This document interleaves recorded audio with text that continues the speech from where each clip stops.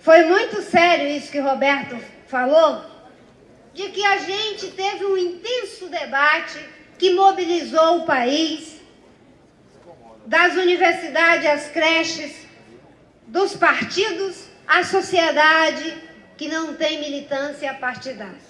E depois isso foi fenecendo, de sorte que chegamos em 2010, não para fazer um debate, mas para fazer um embate. Não porque o povo brasileiro tem essa tendência de ficar discutindo apenas a questão dos comportamentos e dos costumes. Isso não faz parte da nossa tradição. Isso talvez até tenha acontecido por um erro.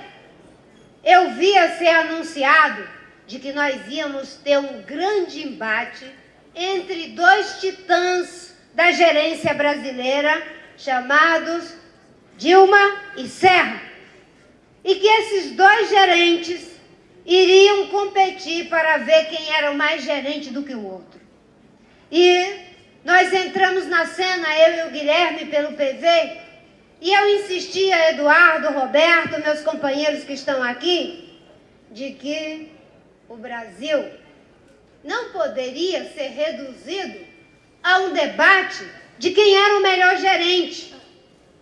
O Fernando Henrique, que fez a estabilidade econômica, ajudado pelo governo do Itamar, que iniciou tudo isso, não era um gerente, era um estrategista.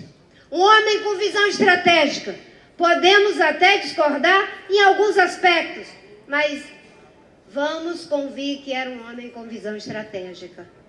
O presidente Lula, um operário nascido da luta do povo brasileiro, que conseguiu tirar 30 milhões de pessoas da extrema pobreza graças ao esforço de programas sociais de transferência direta de renda, não era um gerente, um estrategista.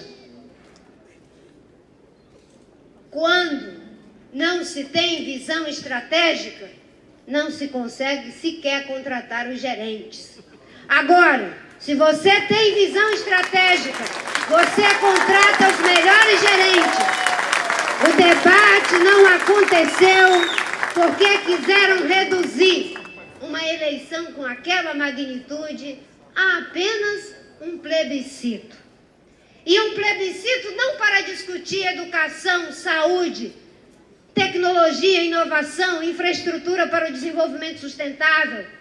Um plebiscito não para discutir energia renovável, limpa e segura, com geração distribuída, utilizando as imensas riquezas naturais que temos para fazer isso, o sol, a água, a biomassa, o vento. Não.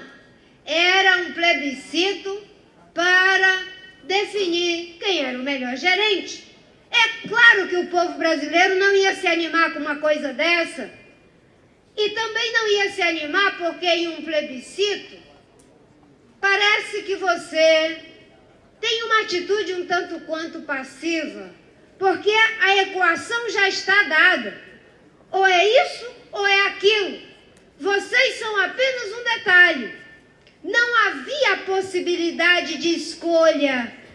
Existe uma diferença entre escolher e optar. Na opção, eu pego o que já existe, que me foi determinado, e fico com aquilo que é menos pior para mim. Na escolha, eu introduzo o terceiro. E ao ter a possibilidade de introduzir o terceiro, eu me coloco como sujeito da história. Porque eu posso escolher o que ainda não existe. E a partir daquilo que me foi dado, eu poder construir outra coisa. Nesse momento, nós estamos construindo a possibilidade de um outro caminho, ou pelo menos de uma outra maneira de caminhar, como diz o poeta Tiago de Mello. Eu prefiro a ideia, Eduardo, de uma outra maneira de caminhar, porque um outro caminho pareceria muito pretensioso. Eles vão chegar e vão acabar com tudo e fazer tudo novo. Isso não é possível. Não é possível a gente dizer que vai fazer tudo novo, porque só os tiranos gostam dessa ideia de que eles podem produzir um destino. Os democratas só podem oferecer a possibilidade de um mundo melhor, construído a partir do que existe com o esforço de todos num debate democrático. Então, o que nós vamos fazer é abrir a possibilidade de escolher o que ainda não existe. Não existe ainda no nosso país uma governabilidade com base em programa. A governabilidade é feita com base em distribuição de cargos. E essa governabilidade com base em distribuição de cargos já está com o prazo vencido. E é preciso denunciar no PROCON, porque não dá mais para colocar o destino do povo brasileiro na mão de partidos que querem privatizar o Estado e utilizando de forma incompetente os recursos parcos que temos para investir em saúde, educação, desenvolvimento econômico e social. O que nós estamos propondo é debater um programa em cima de 3 eixos: aprofundar a democracia, manter e ampliar as conquistas e mudar o modelo da forma predatória que destrói a natureza para uma forma sustentável de gerar riquezas, mas preservando as nossas grandes e imensas belezas naturais. O que nós estamos propondo é debater um programa. E quando a gente tem um programa, isso tem que virar uma agenda da sociedade. Temos que acabar com uma outra coisa que está com o prazo vencido e escolher o que ainda não existe.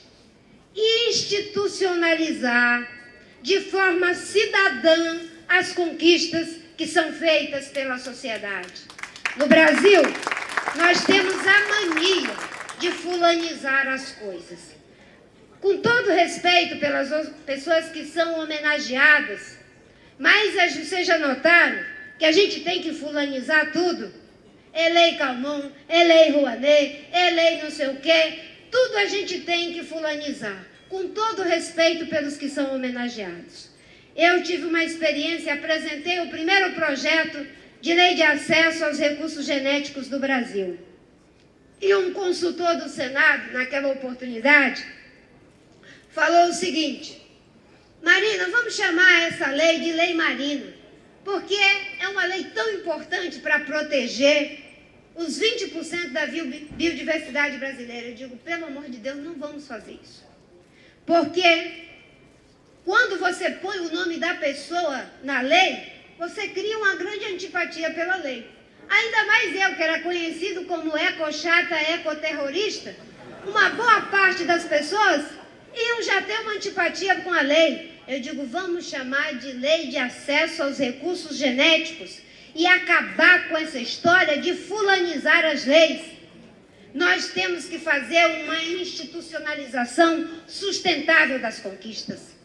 A estabilidade econômica, o combate à inflação foi feito no governo do Fernando Henrique pelo PSDB.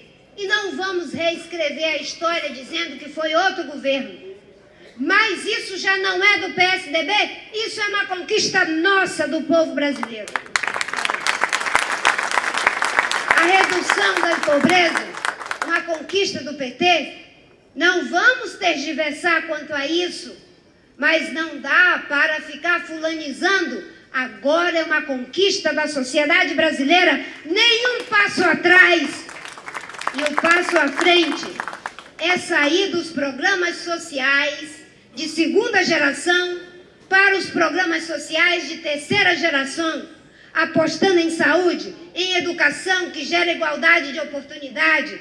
Temos um programa customizado para aqueles que vivem em desigualdade, com agentes comunitários de desenvolvimento social que nos façam tirar as pessoas da miséria na forma da inclusão produtiva, para continuar aprofundando as conquistas. Uma outra coisa que ainda não existe é conversar com os partidos com base em programa. Em 2010, Eduardo, quando me perguntavam, a senhora vai governar com quem mesmo? Um jornalista aqui da Folha de São Paulo, Bernardo, era especialista em fazer perguntas difíceis para mim. Agora ele é com Eduardo. Então, perguntava, e se a senhora ganhar, vai governar com quem? O PV só tem 13 deputados. Pergunta complexa. E eu dizia, com os melhores do PT, com os melhores do PMDB, com os melhores do PSB, com os melhores do PPS, com os melhores do PSDB. Sabe por quê? Porque essas pessoas existem. O problema é que elas estão sentadas no banco de reserva da República Brasileira, que poderiam entrar em campo para fazer o gol.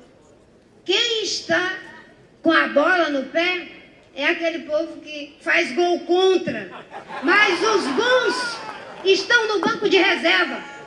E pode ter certeza, se nós tivermos um movimento nesse país que faça com que esse jovem governador seja o presidente da República, será algo tão inédito, porque eles têm muito poder, têm muita força, já têm até o direito de ganhar. Nós só não temos o direito de nos omitir. Mas se ganharmos, pode ter certeza, virá muitas pessoas, como já veio Roberto Freire, como veio Pedro Simão, como vem Cristóvão Buarque, como virá, pode ter certeza, os melhores do PT, os melhores do PSDB, para uma nova governabilidade desse país. Eu não tenho nenhum problema de dizer isso agora, porque é preciso dizer agora, para que depois, quando ganharmos, nós fizermos a composição programática. Se para o PSDB o importante é a estabilidade econômica, é em cima disso que a gente conversa.